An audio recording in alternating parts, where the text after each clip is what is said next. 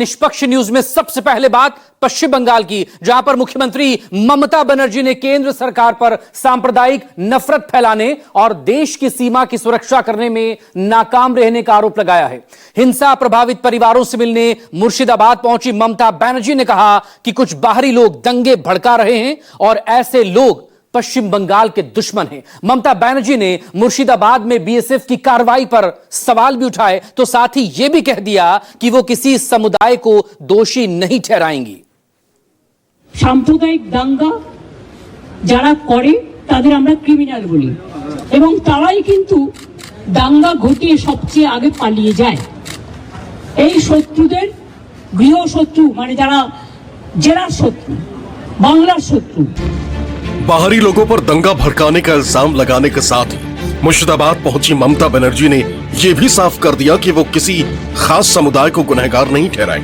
लेकिन बीजेपी को ममता बनर्जी की ये बात हजम नहीं हुई और पार्टी की पूरी पलटन दीदी पर तुष्टीकरण की तोहमत बरसाने लगी।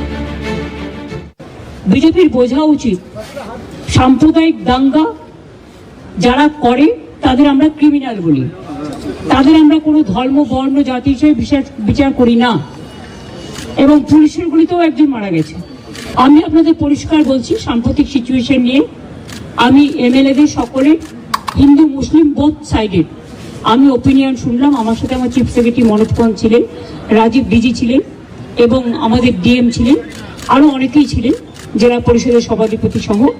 আমরা সাম্প্রতিক পরিস্থিতি নিয়ে একটা আলোচনা করলাম। ममता बनर्जी वोट की राजनीति करती हैं, लाशों पर, धर्म पर ये वोट की राजनीति करती हैं और तुष्टीकरण की राजनीति करती हैं। बांग्लादेशी, रोहिंग्या सबके लिए रेड कारपेट बंगाल में बिछा के रखी। ये वही ममता बनर्जी हैं जिन्होंने कहा था कि हमारे रहते कोई बांग्लादेशी को नहीं निकाल सकता। आज हिंदुओं के घरों पर निशान बना करके मुर्शिदाबाद में वहां हत्या की गई, नरसंहार हुआ और इनके संरक्षण में हुआ। ये तो मुख्यमंत्री जी को पहले जाना चाहिए था मुर्शिदाबाद, क्यों नहीं गए?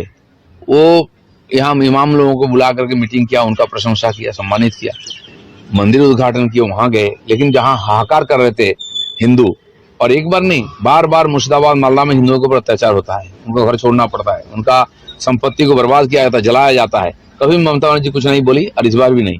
और आप इसीलिए इतना देर जा रहे हैं कि वहां का सारा जो चिन्ह है, जो भी एविडेंस है, उसको मिटा दिया जाएगा। उनके साथ जो प्रेस वाले जाएंगे उनको उनके सामने कोई एविडेंस नहीं रहेगा, कोई ऐसा चित्र नहीं रहेगा, क्योंकि 3-4 दिन के बाद से ही वहां रिपेयरिंग शुरू हो गया था। मुर्शिदाबाद को लेकर बीजेपी के निशाने पर रही ममता बनर्जी ने एक बार फिर ये इल्जाम दोहराया कि बंगाल को बदनाम करने के लिए सोची समझी रणनीति के तहत हिंसा कराएगी। तो लगे हाथ ये भी दावा किया कि बीजेपी जानबूझकर पीड़ित परिवारों को दूर ले गई ताकि वो उनसे मिल नहीं सके। मुर्शिदाबाद में मैं पहले जा सकती थी, लेकिन जब तक हमारा कोई चीज अगर कुछ हो, स्टेबिलिटी ना आए, पीस मेंटेन ना हो, तब तक हम लोगों को जाके डिस्टर्ब नहीं करना चाहिए। ये हम बराबर मांगते हैं। स्टेबल बहुत दिन से हो गया, लेकिन हमारा जगन्नाथ धाम का प्रोग्राम था, वो बहुत दिन पहले हम अनाउंस किया था, तो वो प्रोग्राम करके उसको इस्तेमाल करके। सूत्रों के मुताबिक पश्चिम बंगाल में हालात बिगड़ने पर केंद्र अनुच्छेद 356 लागू करने को तैयार है। राज्यपाल सीवी आनंद बोस ने मुर्शिदाबाद दंगों पर केंद्रीय गृह मंत्रालय को जो रिपोर्ट सौंपी है, उसमें कट्टरपंथ और उग्रवाद का जिक्र किया गया है। मीडिया ने जब ममता बनर्जी से मुर्शिदाबाद हिंसा को लेकर राज्यपाल सीवी आनंद बोस की रिपोर्ट पर सवाल दागा, तो उन्होंने इसकी जानकारी होने से इनकार कर दिया। लेकिन लगे हाथ ये भी कहा कि बीजेपी ने जानबूझकर ये साजिश रची थी। ममता बनर्जी ने बीएसएफ की फायरिंग पर सवाल उठाया, तो लगे हाथ मानवाधिकार आयोग की टीम के दौरे का जिक्र कर केंद्र सरकार की नीयत को भी कटघरे में डाल दिया। তোমরা তো ঘুরে গেছো, ঘটনা ঘটার পরের দিনই মানবাধিকার কমিশন চলে এলো। কই মণিপুরে তো যায়নি, 2 বছর ধরে গন্ডগোল হয়েছে, ইউপিতে তো যায়নি, রাজস্থানে তো যায়নি, উড়িষ্যায় তো যায়নি, বিহারে তো যায়নি, দিল্লিতে দাঙ্গায় এত লোক মারা গেছে, একবারও তো যায়নি। হঠাৎ কি হলো? পরের দিনই ঠিক নোটবন্দির পরের দিন পেটিএম এর অ্যাডভার্টাইজমেন্ট বেড়েছিল দেখেছেন? যদি আগের থেকে ঠিক না করা থাকতো তাহলে ভোরবেলায় বেরোলো কি করে, রাত 8টায় ডিক্লেয়ার করে? সেই রকম মনে রাখবেন যে একেবারে প্ল্যান করে এই ঘটনা ঘটানো হয়েছে এবং যারা এই ঘটনায় পরিচিত হয়েছেন, প্রভোক্ত হয়েছেন এবং একটা কমিউনিটি আর একটা কমিউনিটির উপর ঝাঁপিয়েছেন, তাদের আমি বলবো এসব কিন্তু বাংলা সহ্য করবেন না। ये रिपोर्ट को वेलकम करने वाला रिपोर्ट है, लेकिन बंगाल का जनता ये रिपोर्ट भाषण इसमें संतुष्ट नहीं है। They want result. 2021 after assembly election second में आज तक जिस तरीके से बंगाल में नरसंहार हो रहा है, खास करके हिंदू समाज के ऊपर जो अत्याचार हो रहा है, इसका ऊपर ठोस कार्रवाई होना चाहिए। राज्यपाल सब क्या का सिफारिश कर चुके हैं मुझे पता नहीं, क्योंकि राज्यपाल जहां सिफारिश पत्र देते हैं वो गृह मंत्रालय को भेजते हैं। इसका जानकारी गृह मंत्रालय से होगी, मुझे ये जानकारी नहीं है। फिर भी अचानक 356 धारा लागू करना इतना आसान काम तो नहीं है। हमारा देश में एक संविधान है, हमारा देश में जुडिशियरी है। अगर किसी की मर्जी से तो कोई धारा लागू नहीं होते, चाहे राज्यपाल हो।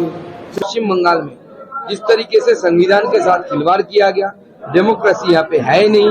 यहाँ पे पूरा क्रिमिनलाइजेशन हो गया है सरकारी तंत्र का। इसके लिए आगे आने वाले समय में इसका तोड़ निकालना जरूरी है और मुझे लगता है 2026 में बंगाल की जनता इसकी तोड़ निकालेगी और वो ममता बनर्जी को 356 न दिखाकर ममता बनर्जी को सत्ता से बाहर। Instead of doing the communal violence, please take care about the border. Please take care about India. We love India. India is our motherland. Please save India from any disaster. Please give justice to the people who have lost their dear ones. पिछले महीने वक्फ संशोधन act के विरोध प्रदर्शन के दौरान मुर्शिदाबाद में 11 अप्रैल को भड़की हिंसा में 3 लोगों की मौत हुई थी, तो वहीं कई लोग अपना घर बार छोड़कर भाग गए।